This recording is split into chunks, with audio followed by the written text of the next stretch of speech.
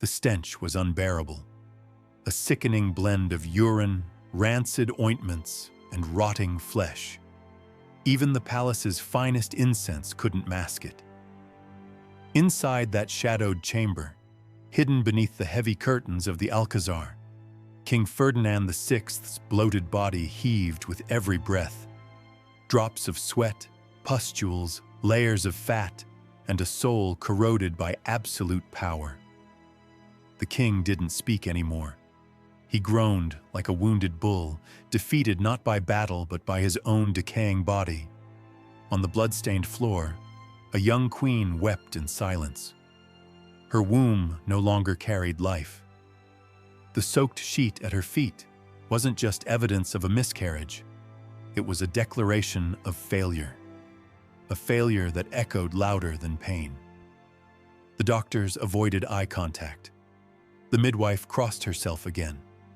4 marriages, 3 premature deaths, 1 wife who refused to ever touch him, and 1 daughter whose birth would ignite a nation, Ferdinand VI. His virility was legendary.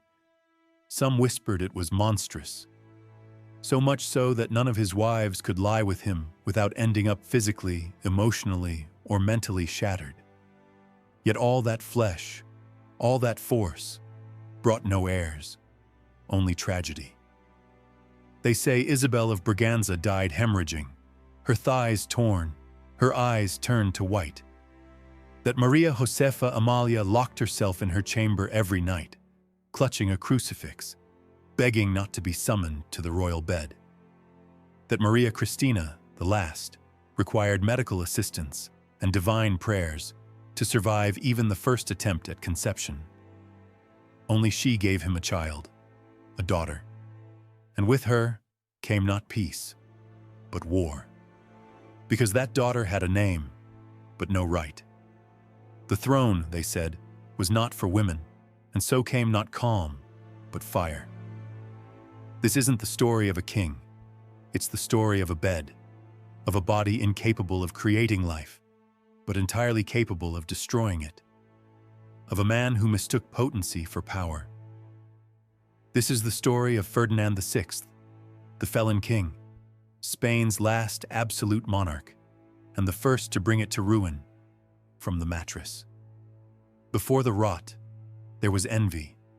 Before the absolutism, humiliation.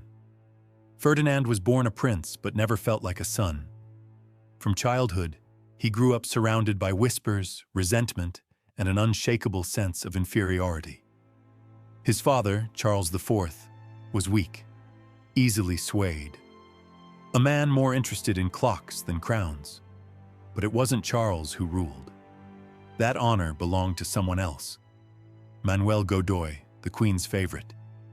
According to all the courtly rumors, her lover.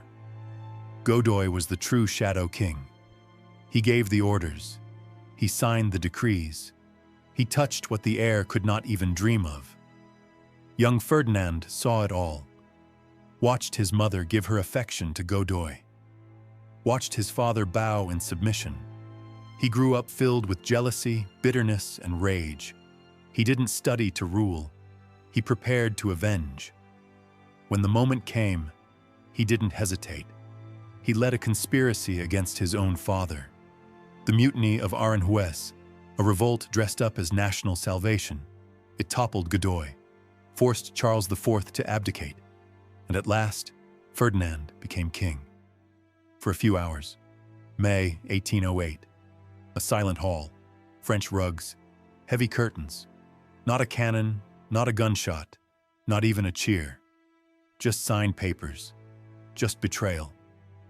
Ferdinand VI, still young, still naive, traveled to France, believing Napoleon Bonaparte would confirm him as Spain's rightful king. But Napoleon didn't greet him with imperial courtesy. Instead, with diplomatic poison. With promises that were lies before they were spoken. They poured him wine, spoke of alliances, and between toasts and empty speeches, they slid him a document. One that abdicated, one that surrendered, one that, with French ink, erased centuries of Spanish sovereignty. Napoleon didn't need cannons, just a room, a smile, and a man so eager to be important, he handed over a kingdom. Ferdinand gave the crown to Joseph Bonaparte, and in doing so he not only betrayed his father, already imprisoned and humiliated in the same city, but delivered all of Spain's sovereignty without a fight. No resistance, no negotiation, no honor. What he got in return were empty promises, a pension, and the eventual disgust of a people who still didn't know what he had done. While Spain burned, while executions began, while peasants rose up with knives against the invaders, Ferdinand rested comfortably in France, silent, cowardly. The betrayal of Bayonne was quiet, but it tore through the nation like a scream, and its consequences would haunt Spain for an entire century. Wars, exiles, blood. Ferdinand didn't lose the crown in battle. He signed it away, like someone handing over an inheritance he didn't understand. That's how the Felon King was born. But the people forget, and collective memory is just theater. Years later, when Napoleon fell and Ferdinand returned to Spain, the country welcomed him with open arms. Bells rang, crowds wept. They called him the Desired, the Liberator, the Prodigal Son. They had no idea what was coming. Because as soon as he stepped across the palace threshold, Ferdinand changed. He burned the Cadiz Constitution, hunted down its authors, erased every trace of liberty that Spaniards had fought and bled for during the war. Where there had been promises, he imposed decrees. Where there had been hope, he instilled fear. He restored absolute monarchy, resurrected the Inquisition, banned newspapers, closed universities, silenced every thinker. He wasn't a king. He was a curse in a crown. The desired became the dreaded, and soon, the despised. In less than a year, Spain went from dreaming of freedom to begging for silence. Ferdinand didn't rule with wisdom or justice. He ruled with fists, crosses, and censorship. He ruled like someone trying to plug a sinking ship, with blood. But the terror of Ferdinand VI wasn't just written in laws. It wasn't just proclaimed from the throne. His real reign of fear happened behind closed doors, in the royal bedchamber, when the candles were blown out. That's where the real screams began. Not from subjects, but from wives. Not from war, but from broken bodies. Because if he was a tyrant in public, in private he was a divine punishment. And every night in the palace, a queen trembled.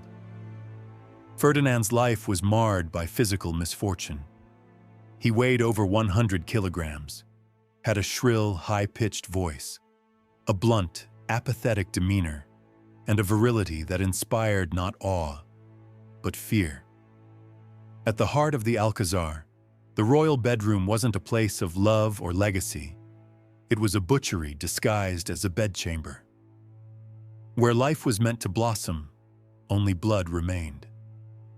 Where Spain hoped for heirs, only silence and cold, lifeless bodies were left behind.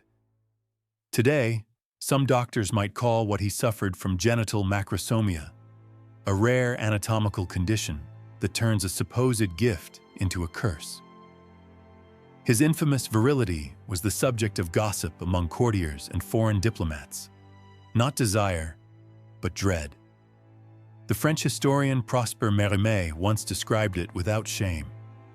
Slender at the base like a whip, grotesque at the tip like a clenched fist, and as long as a billiard cue. It wasn't an organ, it was a weapon. For many of his wives, it was a sentence. His first wife, Maria Antonia of Naples, barely survived the marriage. It took over a year for them to consummate it. A year of excuses, failed attempts, hushed prayers, and medical consultations. When they finally did, she was already sick, weak, and crushed under the unbearable pressure to produce an heir. She died young, childless, surrounded by whispers of poison, of syphilis, of heartbreak. Some said she was murdered. Others believed she simply couldn't endure the man or his body. His second, Isabel of Braganza, did conceive, but the pregnancy turned into a nightmare almost immediately. At 7 months, she collapsed during a walk through the palace. They thought she was dead. The royal physicians, in their panic and incompetence, began the procedure to save the child. They cut her open, right there, without checking if she still had breath in her lungs. The child was born lifeless, and Isabel bled out on the table, conscious perhaps, unable to scream, paralyzed in a sea of pain and horror. Ferdinand didn't mourn. He demanded another attempt, a new bride, a new vessel. The court dared not speak of it aloud, but everyone knew. That bed was no place of intimacy. It was a tomb. Then came Maria Josefa Amalia of Saxony, barely more than a girl, raised in strict Catholic piety. She shook whenever footsteps approached her door, pure, devout, and absolutely terrified. The thought of sharing a bed with Ferdinand left her paralyzed. She clutched a crucifix to her chest every night, whispered prayers, cried softly into her pillow, pleading not to be summoned. For months she feigned illness, hid behind religion, avoided him at every turn. The king grew furious at the delay, forcing her to present herself in his chambers. Still, she found ways to evade the act. The court buzzed with whispers, calling her frigid, mad, or even possessed. But she held firm. She never surrendered, never consummated. In the end, her body broke. She died untouched. She died a virgin. She died of fear. Finally, the last, Maria Cristina of Bourbon. Young, fertile, obedient. No one asked if she wanted to be queen, or mother, or sacrifice. She was sent to Ferdinand's bed like a lamb to the slaughter. Her body was prepared like it was headed to the operating table. Special baths, strict diets, controlled environments. The Inquisition may have been officially gone, but this felt like an exorcism. Nuns guarded the doors. A priest waited in the next room. Inside, a soaked pillow, a terrified girl, and a king waiting. That night, Maria Cristina closed her eyes like someone preparing for death. She prayed, bit her lip, and surrendered. The act was slow, painful, almost surgical. Medical tools, oils, prayers. By dawn, she couldn't walk. But she had fulfilled her function. She had conceived. From her broken body came Isabel, a daughter, not a son. And with her, the kingdom spiraled. The king's bed was no altar. It was a scaffold. Each wife, a victim. Each union, a torture. Rumors of syphilis, impotence, unresolved trauma, and blood hovered around Ferdinand like a stench. The chroniclers of the time wrote not of passion, but of pain. Not of legacy, but of loss. His bed was feared more than the gallows. His virility, a grotesque curse. And yet, when Isabel was born, Ferdinand believed he had fulfilled his destiny. An heir, a Bourbon, his flesh, his blood. But she wasn't a boy, and for half of Spain, that was unforgivable. To secure her right to rule, Ferdinand issued the Pragmatic Sanction, repealing the ancient Salic law that forbade women from inheriting the throne. He changed the rules of succession for his daughter. But in the palace, every change carries a price. His brother, Carlos Maria Isidro, saw it as betrayal. Under the old laws, he was the rightful heir. So he declared himself king, rallied conservative supporters, and unleashed a war. The Carlist War wasn't just a fight for a crown. It was an ideological earthquake.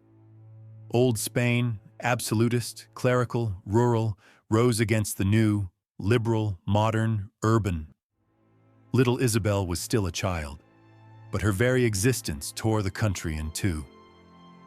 On September 29, 1833, Ferdinand VI took his final breath in Madrid's royal palace. He died bloated, disfigured, consumed by gout, infection, and excess. He was 49, but looked like a man twice that age. He died with no glory, no dignity, no people. The streets didn't mourn. The bells didn't ring out in love, but in obligation. The throne passed to a girl.